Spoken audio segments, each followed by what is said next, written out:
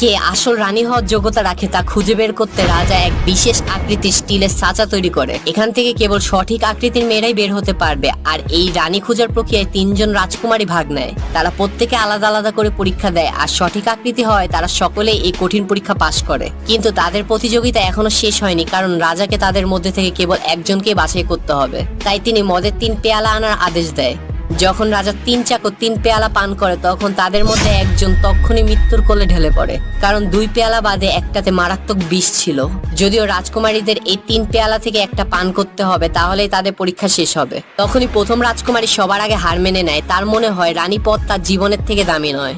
দ্বিতীয় রাজকুমারী একটা পেয়ালা উঠিয়ে কোনো রকম ভয় না পেয়ে পান করে। তখনই তৃতীয় রাজকুমারী কোনো পেয়ালা পান করার সাহস হয় না। তখনই দ্বিতীয় রাজকুমারী বেঁচে যাওয়া 2টা মদের পেয়ালা পান করে, আর কোনো রকম ক্ষতির সম্মুখীন না হয়ে রাজাকে বলে, আমি আগে অনুমান করেছিলাম বুদ্ধিমান আর দয়ালু রাজা কারোর প্রাণ নিতে পারে না। লাইক সাবস্ক্রাইব তো দিতেই পারো।